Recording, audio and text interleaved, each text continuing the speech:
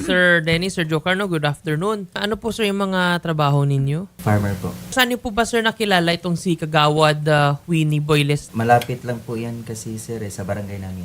Paano kayo nag-start ng transaction sa kanya? Kilala po namin yan si Kagawad sir, Sir Winnie. So Kilala dati po. pa ba sir may transaction kayo? Yes po. Ilang times na po ba siya bumibili sa inyo? Pangalawa na po. Yung una namin, binayaran kami, tapos yung last na po, hindi na po.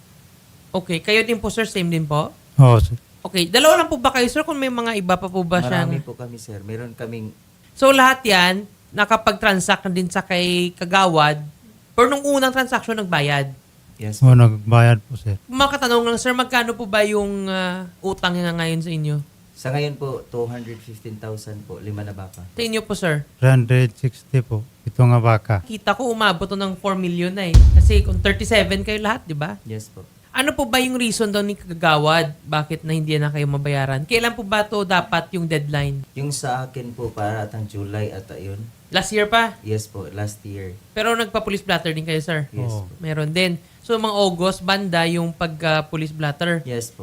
Magandang hapon po, Kagawad Winnie Boyles. Magandang hapon po. Ano po ba yung reason nyo? Bakit hindi kayo po nakapagbayad ng mga kinuha ninyong baka dito sa mga farmers natin?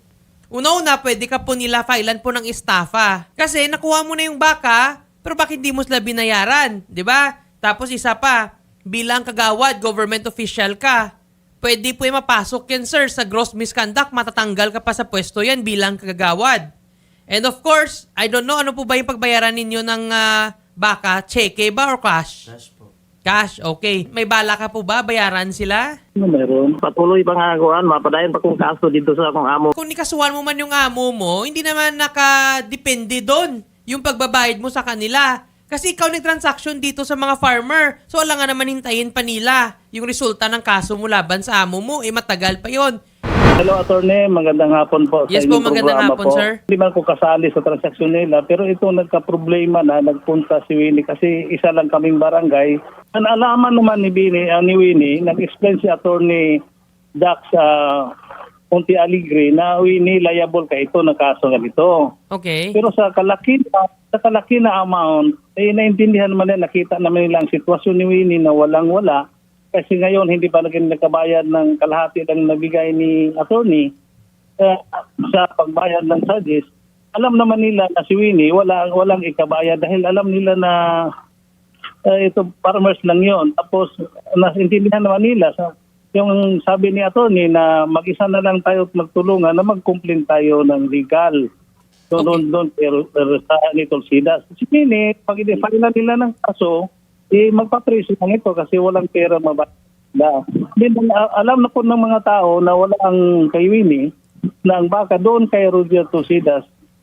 So, pero hindi nawala yon, hindi nalis yon na may liability po siya sa kanilang mga. Sige po. Kasi ang dami ito, mahigit na mga 87 owners of cows head na nag-complain. Umabot na ito sa total na sa lahat ng mga sa listing niya na deliver na ng baka, mahigit sa 100 plus, 187 yata. Kapag blatter kami sa police, Mm. noong August 14 po, sinabihan po namin si Kagawad Winnie na kung pwede, kung maari po na mas madali, humingi po kami ng tulong ni Sir Rafi Tulfo. Mm. Tapos sinabihan niya ako sir na wag muna kasi may gagawin akong plano, kakasuhan niya yung boss niya. So Okay. ang pagkakaintindi po namin parang malagay kami sa dihado po. Yung alanganin kasi kami yung gagawing complainant doon po sa boss niya tapos siya yung witness.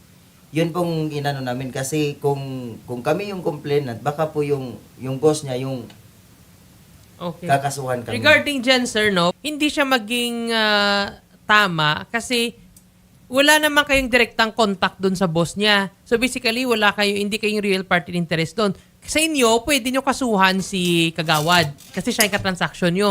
Hindi naman kayong transaction dun sa boss niya, di ba? Hindi nyo nga alam yan. So, yung kanyang plano, medyo mali yun.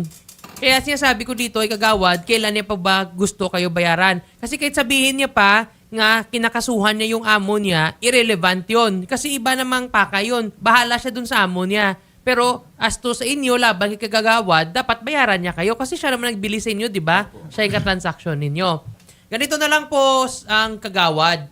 No? Kung hindi po mabayaran po itong mga complainants natin, magsasampa talaga silang kaso yung collection of sum of money with damages. Ngayon po kagawad. Kung ando na po sa korte at saka nilalaban ninyo nga depensa is that may boss kayo nga sila talaga yung true owner, edi i-implead nyo siya. No? So, doon na po yung papasok na isasama nila kung sino mo yung boss. Sakaling i-file na natin to yung kaso ng collection of sum of money with damages para po makolekta ninyo yung, ba yung sa inyo na naman gusto nyo makolekta. Yung bayad, di ba? So, direkta natin na ikasuhan dito si kagawad. Ngayon, si kagawad on his defense, bahala na siya kung gusto niya i-implead, no? Isama doon yung kanyang boss, kanyang diskarte na yan. Basta sa inyo, doon lang tayo mag-focus. Kasuhan si kagawad para makuha po yung collection of money. Magandang hapon po sa inyo, Master Sergeant Joey Patok. Magandang hapon po sa inyo. Ano na po sir yung investigation dito, sir, laban kay kagawad Winnie Boyles? Nagkausap na po kami ng mga complainants yan. In-advise ko sa kanila, attorney, na mag-file kami ng kaso. In-advise ko sila na huwag maging complainant sa amo ni Winnie.